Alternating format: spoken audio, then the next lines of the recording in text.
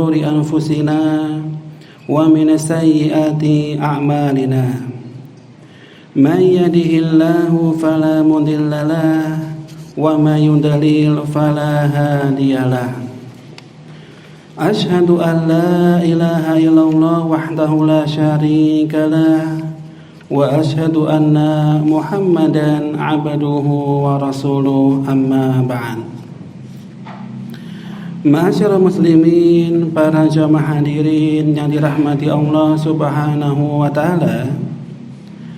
Alhamdulillah, pada kesempatan yang mulia ini Allah Subhanahu wa taala melimpahkan taufik dan juga rahmatnya kepada kita semuanya, di mana pada malam yang berbahagia ini kita masih bisa menjalankan di antara kewajiban kita, yaitu kewajiban untuk senantiasa menuntut ilmu. Kemudian salawat dan salam senantiasa tercurahkan kepada junjungan Nabi kita, Nabi Muhammad sallallahu alaihi wasallam, beserta keluarganya, sahabat-sahabatnya, dan juga orang yang senantiasa meniti jalannya.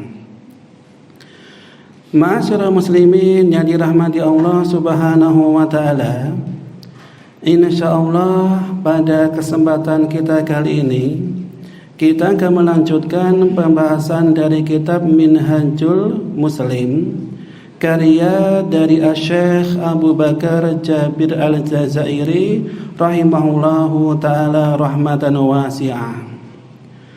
Dan insyaallah pada pembahasan kita kali ini kita akan melanjutkan pembahasan dari materi yang lalu, yaitu yang berkaitan tentang masalah haji dan juga umrah.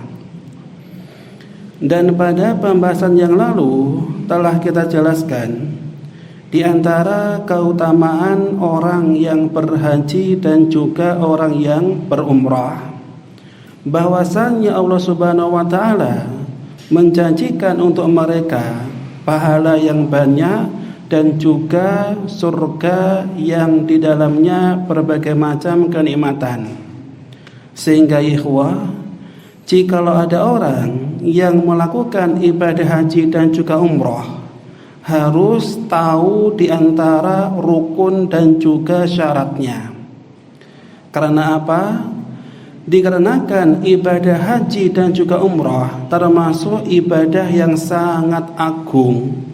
Tidak hanya ibadah fisik, tapi juga ibadah harta. Sehingga jikalau ada orang yang ingin melakukan ibadah haji ataupun umrah, hendaknya dia mengetahui hukum-hukum yang berkaitan tentang masalah ini. Tujuannya adalah agar ibadah haji dan juga umrah itu memberikan pahala dan tidak sia-sia. Dan sekarang insyaallah akan kita bahas di antara rukun-rukun ibadah haji dan juga umrah. Silakan ikhwah dibuka bukunya kemudian dibacakan.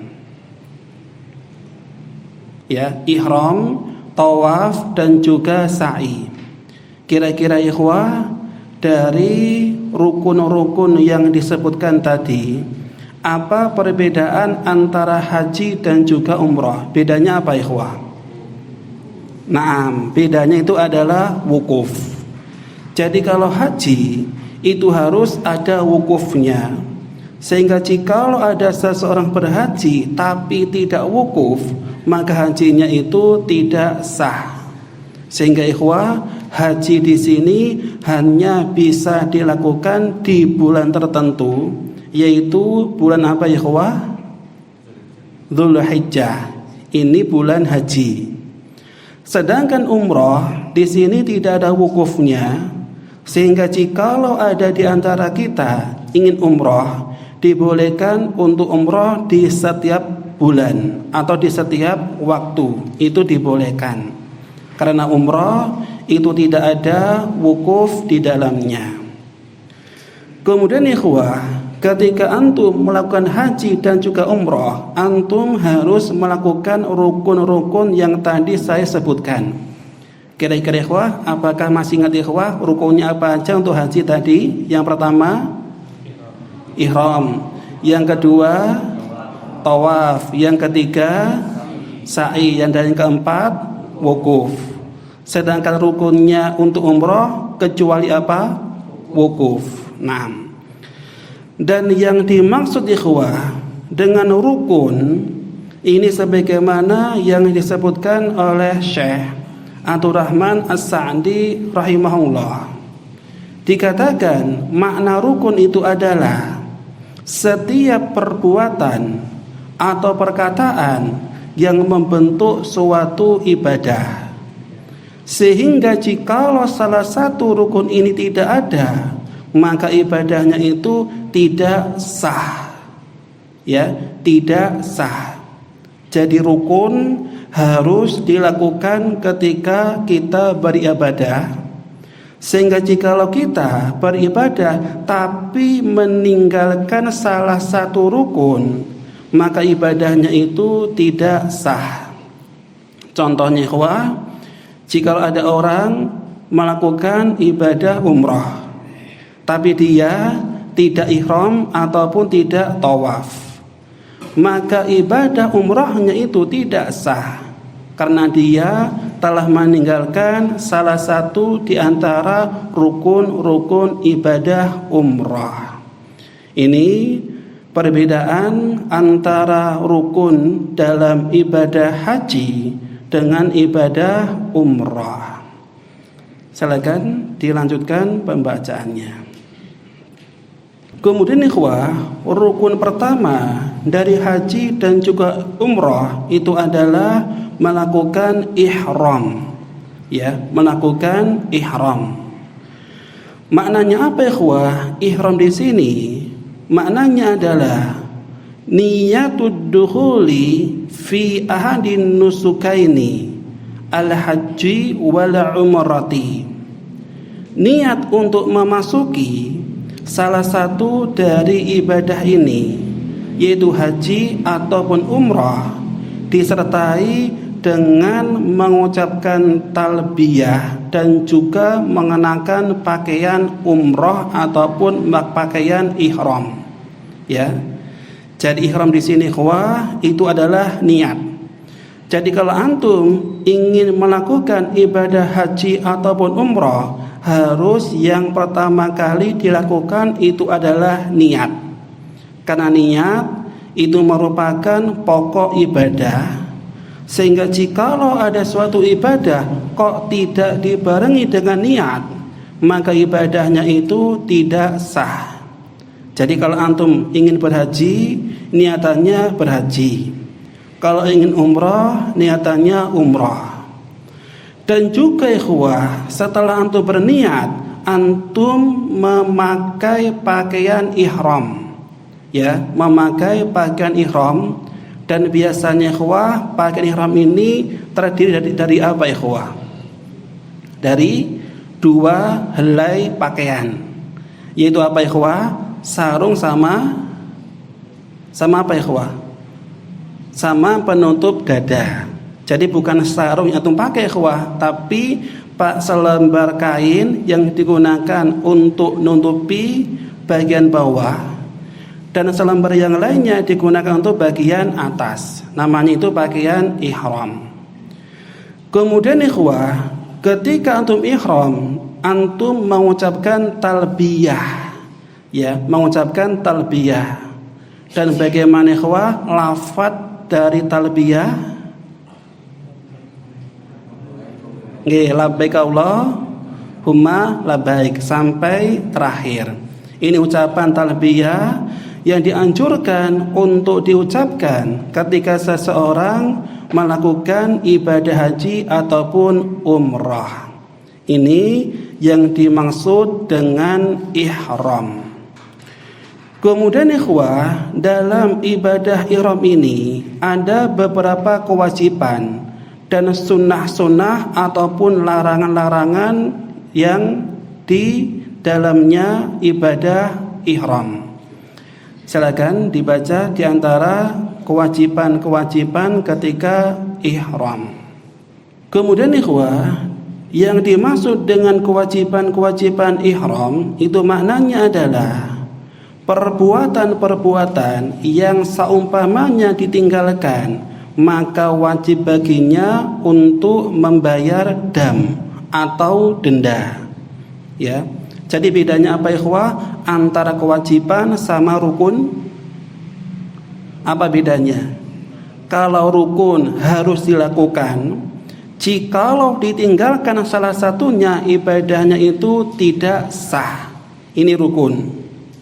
Tapi kalau kewajiban-kewajiban dalam ibadah ihram, jikalau ditinggalkan maka ibadahnya tetap sah, namun konsekuensinya dia wajib untuk membayar dam. Apa makna dam ikhwah? Denda. Jadi dam di sini bukan maknanya darah ya, tapi maknanya itu adalah denda. Ya, dan nanti akan disebutkan denda apa yang harus dibayar ketika seseorang meninggalkan kewajiban-kewajiban ketika ihram. Kemudian ikhwah yang dirahmati Allah Subhanahu wa taala, wa wajibatul ihram salasatun. Kewajiban-kewajiban ihram itu ada 3. Silakan dibaca yang pertama.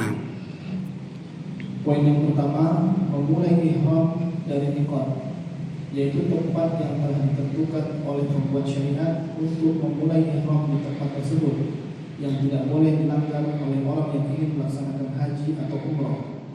Ibnu Abbas radhiyallahu anhu berkata, waqatta Rasulullah sallallahu alaihi wasallam li ahli Madinah Dzul Hulaifati wa li ahli Syam al-Jufah wa li ahli Najd Qarnal Manazil wa li ahli Yaman Yalamlam. Qala fahunna lahunna wa liman ata alaihinna min ghairi ahlihim liman kana yuridul hajja wal umrah faman kana dunahunna famuhalluhu min ahlihi wa kadhalika hatta ahlu Makkah yuhilluna minha. Rasulullah sallallahu alaihi wasallam menentukan Zulhulaifah sebagai miqat bagi penduduk Madinah, Al-Sufah sebagai miqat bagi penduduk Syam, Qarnul Manazil sebagai miqat bagi penduduk Najd, dan Yalamlam sebagai miqat bagi penduduk Yaman. Beliau bersabda lagi, miqat-miqat ini untuk penduduk kota-kota tersebut dan untuk orang dari luar daerah tersebut yang melewatinya dari kalangan orang-orang yang ingin berhaji dan berumrah. Sedangkan penduduk yang tempat tinggalnya lebih dekat daripada miqat-miqat tersebut, maka tempatnya berihlal atau mengucapkan talbiyah dengan berniat beribadah baginya adalah dari tempat tinggalnya.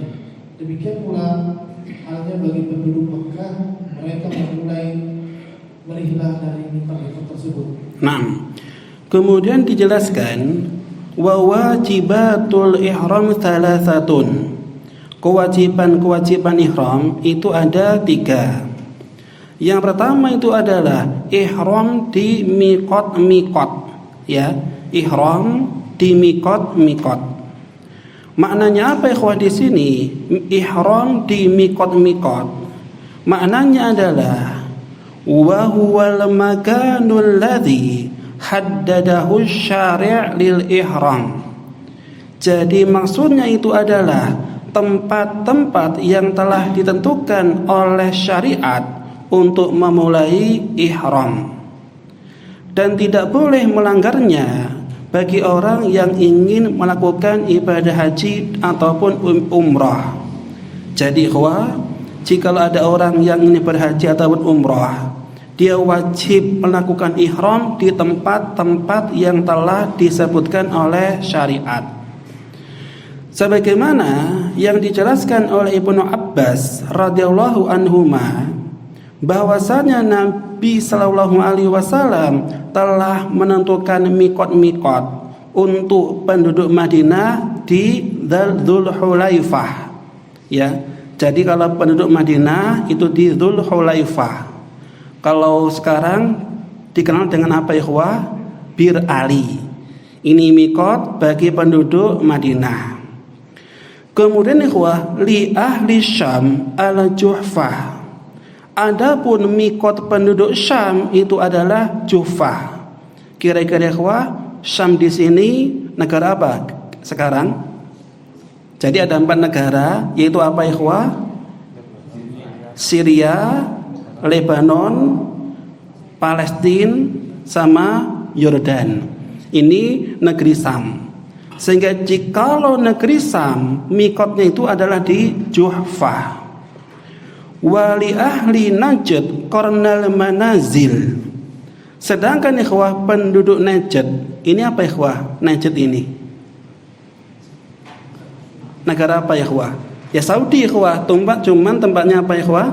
Namanya seperti mungkin Riyadh, itu Najd ikhwah, atau bagian timur Saudi. Jadi mereka ikhwah mikotnya itu adalah di Qarnul Manazil. Sedangkan untuk penduduk Yaman itu adalah Yalam Lam. Ya, Yalam Lam. Dan ini mikot bagi orang yang ingin melakukan ibadah haji ataupun umrah. Adapun ikhwah mikot orang yang penduduk luar, maka mereka memulai mikotnya dari daerah yang mereka lewati dari 4 ini. Ya, seperti dulu Mas Ali, dulu antum umrah ya, bulan apa itu antum itu? Atau tahun kemarin? Kemarin ya. Itu antum umrah, ketika antum umrah memakai pakaian ihram itu dimulai di mana? Bir Ali. Jadi antum ngikuti penduduk Madinah. Ya, karena antum lewat Madinah. Itu dibolehkan. Ya. Dan ini khusus bagi orang yang melakukan ibadah haji ataupun umrah. Sehingga ikhwah, jikalau ada orang yang melewati mikot ini kemudian dia tidak melakukan ihram, maka hukumnya ikhwah bagaimana? Ya, contohnya antum ketika mau ke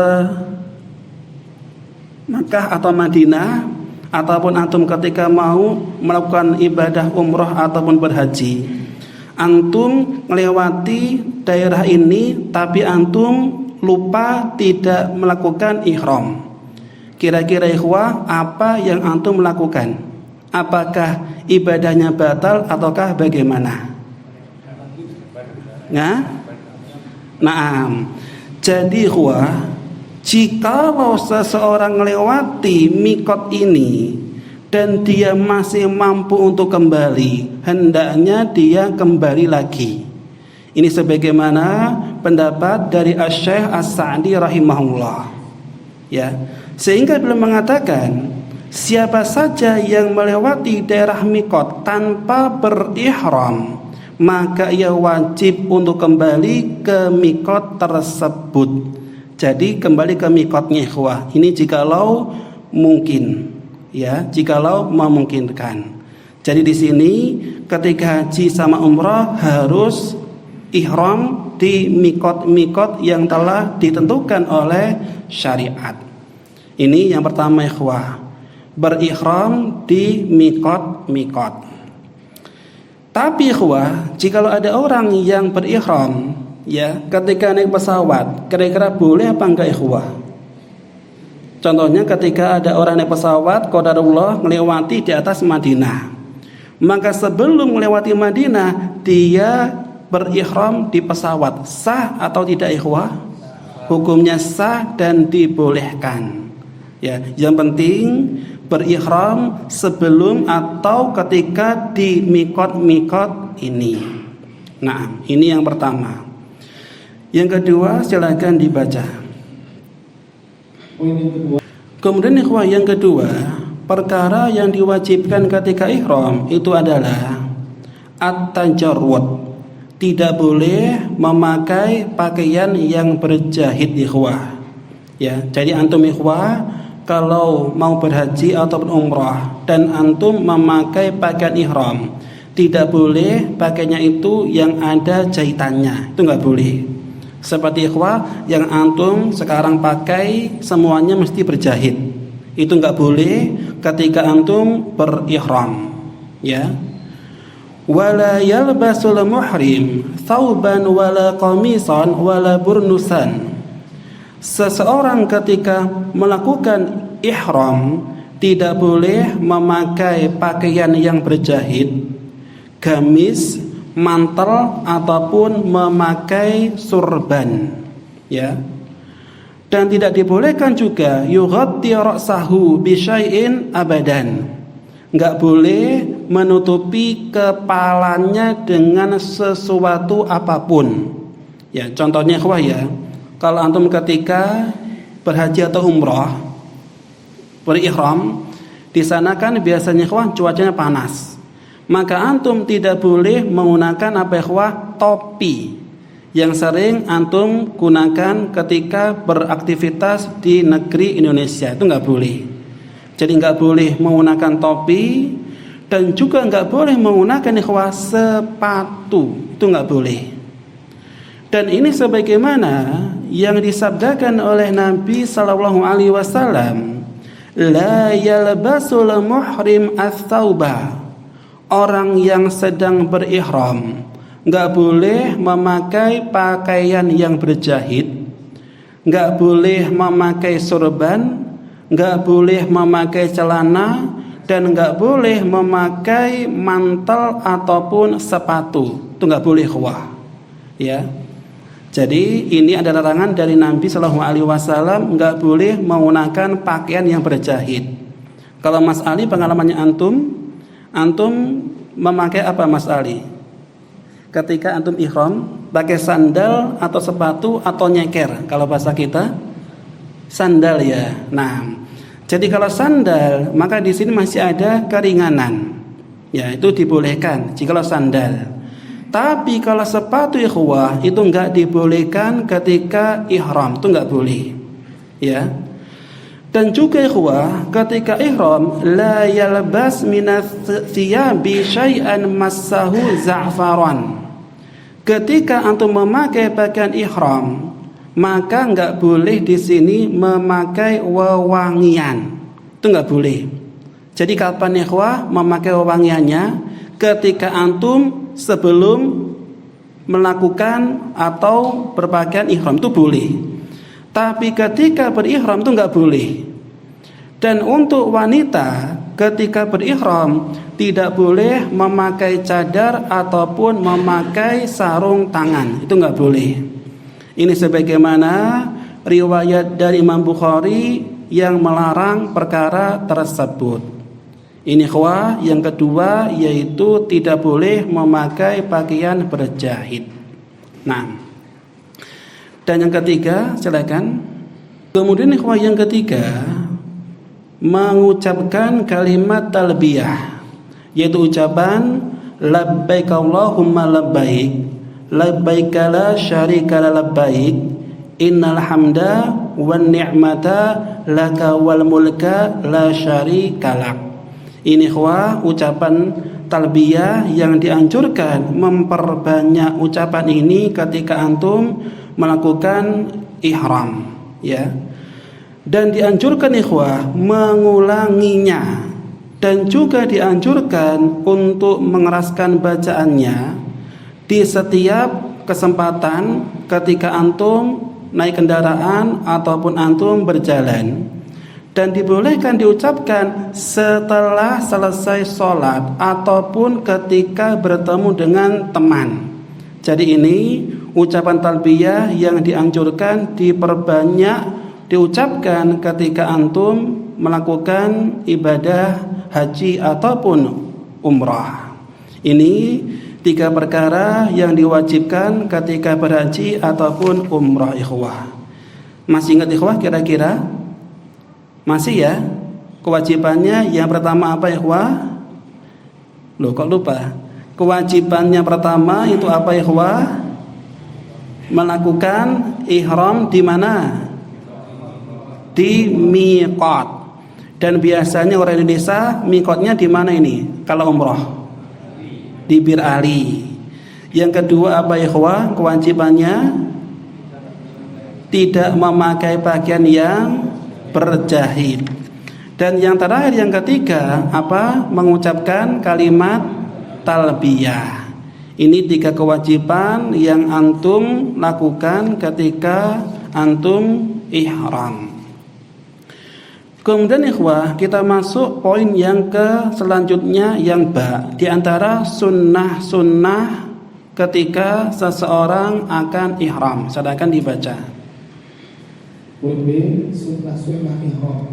Sunnah-sunnah. Jadi sunanu maknanya adalah al-a'malul lati law tarakaha al-muhrim la yanjibu alaihi fiha damun. Perbuatan-perbuatan jikalau orang yang berihram meninggalkannya tidak wajib untuknya membayar dam atau denda, akan tetapi dia tidak mendapatkan pahala yang banyak. Jadi di sini ikhwah, ada rukun, ada wajib, ada sunnah. Kalau rukun harus dilakukan, kalau enggak dilakukan hukumnya enggak sah ibadahnya. Kalau wajib dilakukan, jikalau tidak dilakukan maka membayar denda. Tapi kalau sunnah, jikalau enggak dilakukan hukumnya tidak wajib membayar denda, tapi dia kehilangan pahala yang besar. Ini perlu dibedakan rukun, wajib sama sunnah. Kemudian dibacakan di antara sunnah-sunnahnya apa aja. Sunnah yang pertama ikhwah, ketika seseorang ingin ihram itu adalah hendaknya dia mandi. Ya, jadi mandi dulu. Dan mandi di sini dilakukan bagi kaum laki-laki ataupun wanita. Bahkan dibolehkan bagi orang yang haid ataupun nifas untuk mandi, itu boleh. Ya. Dikarenakan istri Abi Bakar radhiyallahu anhu, beliau pernah melahirkan dan beliau ingin niatan berhaji. Maka Nabi SAW memerintahkannya untuk mandi. Jadi mandi boleh dilakukan bagi orang yang nifas ataupun haid. Niatannya untuk ihram. Yang kedua dibaca. Kemudian yang kedua ikhwah, ketika seseorang melakukan ihram, maka hendaknya dia memakai kain dan juga sarung yang warnanya itu putih. Dan biasanya Mas Ali berapa helai kain ini Mas Ali?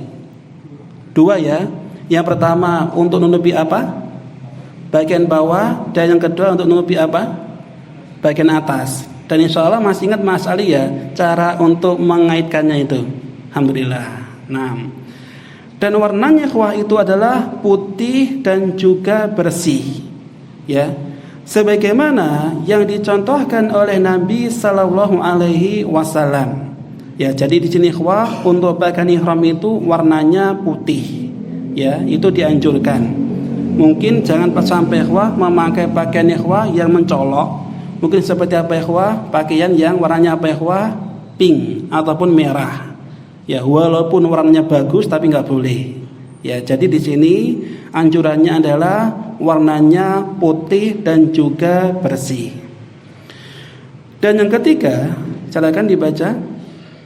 Kemudian ikhwah yang ketiga, dianjurkan untuk berihram setelah melakukan sholat sunnah ataupun wajib. Ya, contohnya ikhwah, antum sholat dulu wajib atau sunnah, habis itu antum baru memakai pakaian ihram. Ya, ini yang dianjurkan. Dan yang keempat ikhwah, di sini dianjurkan untuk mencukur yaitu adzafir, kuku, entah kuku tangan ataupun kuku kaki.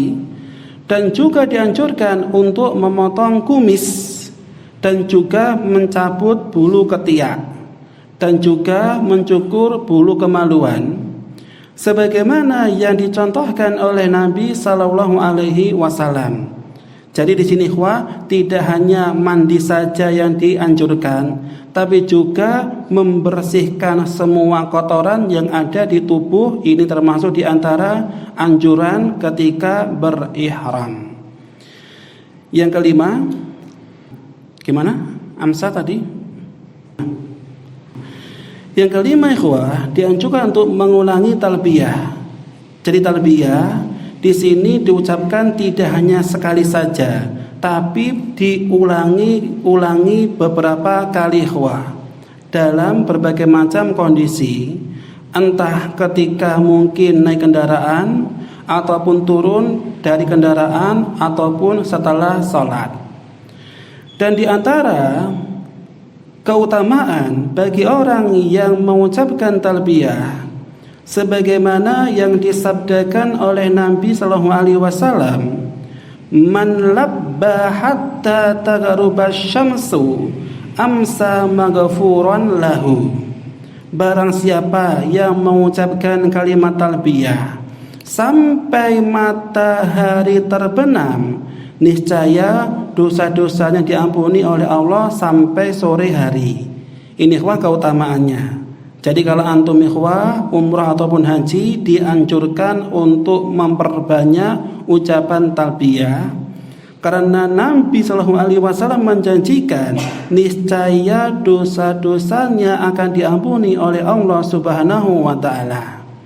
Dan yang terakhir diantara sunnah-sunnahnya yang keenam adalah, dan yang keenam diantara sunnah-sunnahnya adalah an-du'a'u wassalatu ala Nabi sallallahu alaihi wasallam akibat talbiyah. Dianjurkan ikhwah untuk memperbanyak doa dan juga salawat kepada Nabi sallallahu alaihi wasallam setelah talbiyah. Dikarenakan Nabi sallallahu alaihi wasallam idza faragha minat talbiyah, jikalau beliau selesai dari talbiyah, sa'alal jannah wasta'adza bihi minan nar. Beliau minta surga dan berlindung dari api neraka.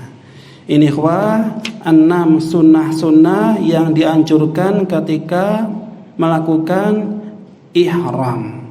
Kira-kira ikhwah masih ingat atau sudah lupa ikhwah 6 sunnah ini? Masih ingat ya insyaallah ya? Yang pertama tadi apa? Mandi. Yang kedua memakai pakaian ihram. Yang ketiga memakainya kapan ikhwah? Setelah sholat sunnah atau wajib. Yang keempat memotong kuku, kumis ataupun bulu yang lainnya. Dan yang kelima mengulangi talbiyah, dan yang terakhir memperbanyak doa dan juga salawat kepada Nabi. Ini diantara sunnah-sunnah ketika ihram. Nah, sekarang kita masuk ke mahdhuratnya atau larang-larangan ketika seseorang berihram. Kemudian ikhwah kita masuk ke mahdhurat ya. Yang dimaksud dengan mahdhurat di sini maknanya adalah al-a'malul mamnu'ah, perkara-perkara yang dilarang dilakukan ketika berihram ya. Jadi ada ikhwah perkara yang dianjurkan, ada yang diwajibkan, dan ada yang dilarang ya.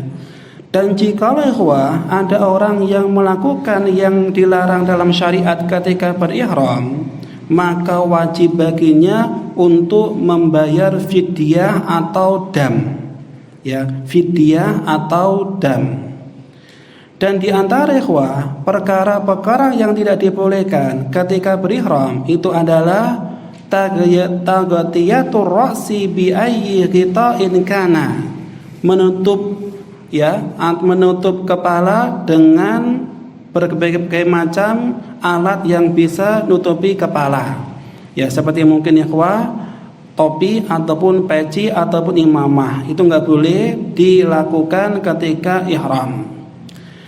Dan yang kedua ikhwah, tidak boleh memotong rambut ya, walaupun ikhwah hanya sedikit saja, itu nggak boleh.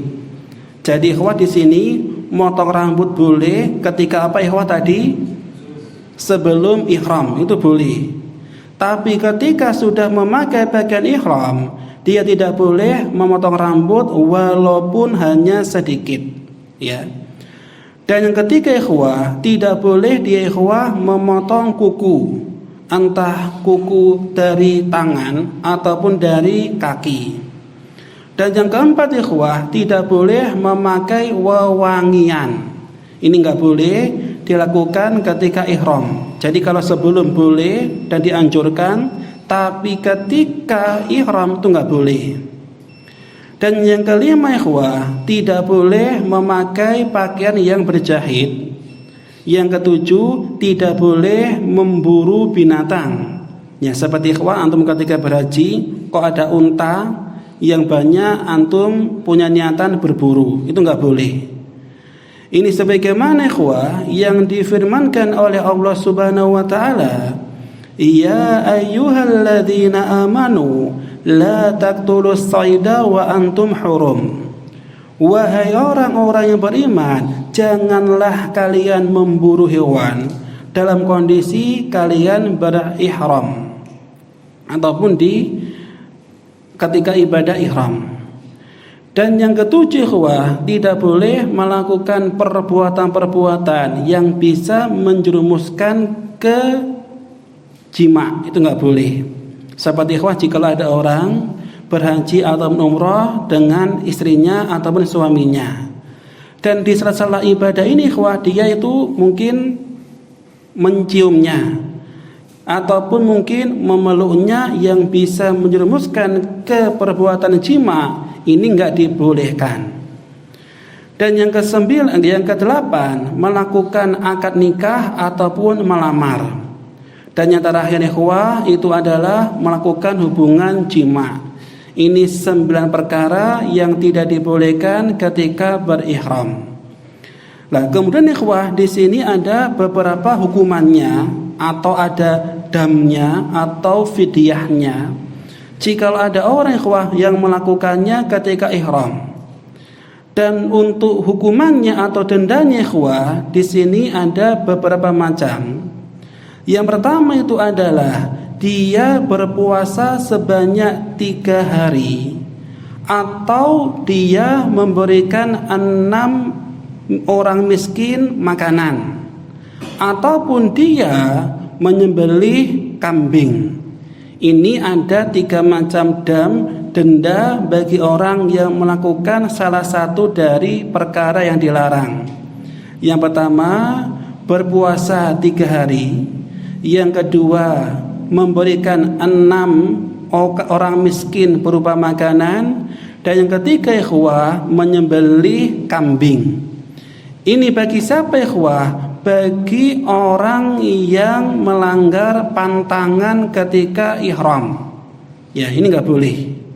Ya, ini nggak boleh dilakukan ketika ihram 1-5 ikhwah. Dari nutupi kepala sampai memakai pakaian berjahit. Ini hukumannya memilih 3 ini.